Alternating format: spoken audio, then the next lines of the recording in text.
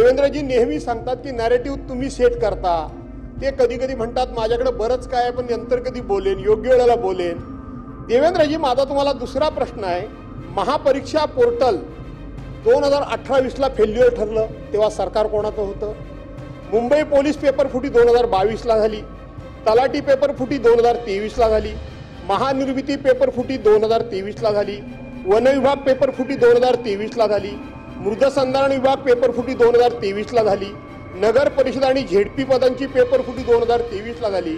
आपण जे सांगता की पूर्वीच्या सरकारमध्ये सगळं घडत होतं, या कालावधीमध्ये देवेंद्रजी सरकार कोणाची होती?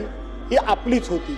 आणि म्हणून सरकार कोणाचीही असू द्या, हा जो रोग लागलेला आहे ना, हा रोग दूर करण्याकरता तुम्ही जो काही उपाययोजना कराल त्याला आम्ही सहकार्य करू. हे कुठले घोटाळे झालेले नाही आहेत. म्हणून तर मी म्हटलं तुम्ही देखील त्या ठिकाणी शहानिशा न करता व्हॉट्सॲप वाचून दाखवलं ना आम्हाला. व्हॉट्सॲपच होता ना, तुम्ही त्याचं कुठलंही व्हेरिफिकेशन केलेलं नाही. मी आता त्याच्यावर गुन्हा दाखल करणार. सन्माननीय उपमुख्यमंत्री महोदय अत्यंत या विषयामध्ये शांतपणे आणि गंभीरपणे अशा पद्धतीचं उत्तर देत आहेत. मी आपल्या एक बाब लक्षात आणून देऊ इच्छितो की अशाच प्रकारे मला वाटतं राजस्थानमध्ये आपलं राजस्थान राज्याचं विधिमंडळाचं अधिवेशन सुरू आहे आणि त्या राजस्थान विधिमंडळामध्ये सुद्धा हाच विषय मोठ्या गांभीर्याने चर्चेला गेला. आणि त्याच्यामध्ये उपमुख्यमंत्री महोदय अशी एक बाब समोर आली की मुळामध्ये हे जरी नोकरी विषयक पेपर फुटीचा विषय असला तरी याची सुरुवात ही 10वी 12वी किंवा शैक्षणिक वर्षापासून सुरू होते. सुरू अशा करता होते की तिथं या पद्धतीच्या पेपर फुटीमध्ये काही तरुणांना काही शैक्षणिक संस्था उत्तरं मिळवून देतात, उत्तरपत्रिका मिळवून देतात आणि उत्तरपत्रिका मिळवून नापास होणारी मुलं सुद्धा पास केली जातात. आणि तीच मुलं उद्या शासकीय सेवेच्या परीक्षेकरता अध्यक्ष महोदय बसतात आणि तिथं सुद्धा ही यंत्रणा अशी काम करते की शैक्षणिक जीवनामध्ये सुद्धा त्यांना पास करायचं आणि सरकारी नोकऱ्यांमध्ये सुद्धा त्यांना पेपर फुटी करून पास करायचं. असा एक जबरदस्त घोटाळा हा राजस्थान सरकारच्या मध्ये उघडकीस आलेला आहे. हीच कदाचित लिंक किंवा असा प्रकार आपल्या राज्यात होतोय का हे सुद्धा आपण तपासणं गरजेचं आहे. म्हणून ते आपण तपासाल का, हा पहिला प्रश्न आहे.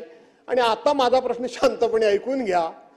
देवेंद्रजी नेहमी सांगतात की नॅरेटिव्ह तुम्ही सेट करता. ते कधी कधी म्हणतात माझ्याकडे बरंच काय आहे पण नंतर कधी बोलेन, योग्य वेळेला बोलेन. देवेंद्रजी, माझा तुम्हाला दुसरा प्रश्न आहे. महापरीक्षा पोर्टल 2018-20ला फेल्युअर ठरलं तेव्हा सरकार कोणाचं होतं? मुंबई पोलीस पेपर फुटी 2022ला झाली. तलाठी पेपर फुटी 2023ला झाली. महानिर्मिती पेपर फुटी 2023ला झाली. वन विभाग पेपर फुटी 2023ला झाली. मृदसंधारण विभाग पेपर फुटी 2023ला झाली. नगर परिषद आणि झेडपी पदांची पेपर फुटी 2023ला झाली.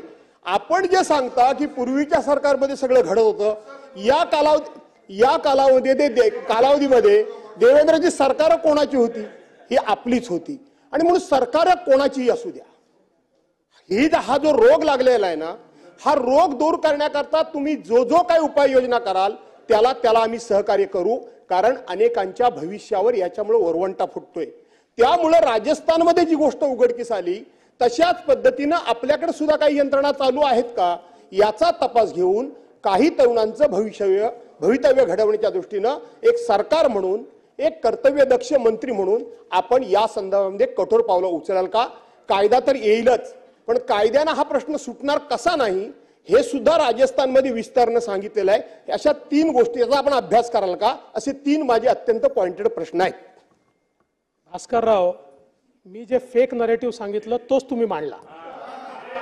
सांगतो, हा व्हॉट्सॲप मेसेज आणि एक पुण्याला नवीन वेबसाईट सुरू झालेली आहे आणि त्या वेबसाईटचं कामच हे आहे. नाही, मी सांगतो, नाही ती पहिलेपासून आहे पण आता ती काही लोकांनी ॲक्वायर केली आहे. गृहमंत्री आहे, माहिती सगळी असते. मी जरा शांत माणूस आहे म्हणून प्रत्येक वेळी देत नाही, पण सांगतो, ही जी वेबसाईट आहे या वेबसाईटने पहिल्यांदा हे त्या ठिकाणी टाकलं. हे कुठले घोटाळे झालेले नाही आहेत.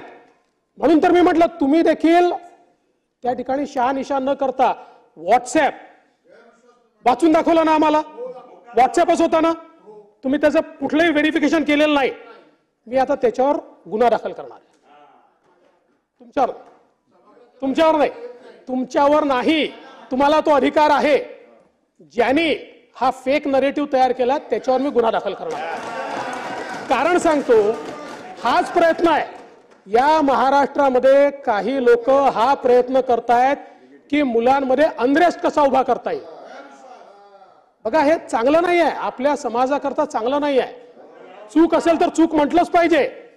पण अध्यक्ष महोदय, या ठिकाणी मी सगळी माहिती आपल्याला दिलेली आहे.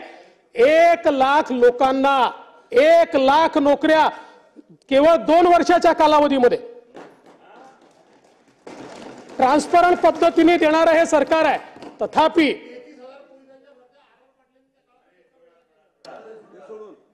असं आहे, आता जर माझ्या काळातल्या तुम्ही म्हणाल तर मी रेकॉर्ड केलाय 50,000 होणार आहे.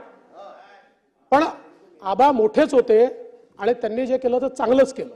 आमची काही कॉम्पिटिशन नाही आहे. फक्त तुम्हाला माहिती करता सांगतो की गृहमंत्री म्हणून माझे 50,000 होणार आहेत. पण ते ठीक आहे, ते बाजूला ठेवूया. मला एवढंच आपल्याला सांगायचं आहे की आपण जे सांगितलंय 10वी 12वी वगैरे, निश्चितपणे आता आपल्या समोर मोठा चॅलेंज काय आहे तर माहिती तंत्रज्ञान याच्या प्रगतीमुळे लोक रोज नवीन नवीन डिव्हाइसेस काढतात. आता गळ्यातली जी चेन आहे त्या चेनमध्ये मायक्रोफोन असतो. चष्मा आहे, त्या चष्म्यामध्ये काहीतरी ऐकण्याचं यंत्र असतं आणि त्याच्या आधारावर बाहेर बोलून गडबड करतात. म्हणजे आता परीक्षेला येत असताना आपण जर आमचे जे हे बघितले असतील तर आम्ही त्यांना सांगतो दागिने काढून ठेवा. म्हणजे दागिने म्हणजे चेन बी नसेल तर ती तपासा, अंगठ्या तपासा. कारण कशात काय असेल हे आज सांगता येत नाही. म्हणून याचा समग्र विचार आपल्याला करावाच लागेल. 10वी 12वी सहित सगळा विचार आपण त्या संदर्भात करू. आणि म्हणूनच आपण कायद्याचा जो विषय करतो आहे, आजचे कायदे आहेत, कायदे नाहीत असं नाही, पण विशिष्ट परिस्थिती करता विशिष्ट कायदे लागतात.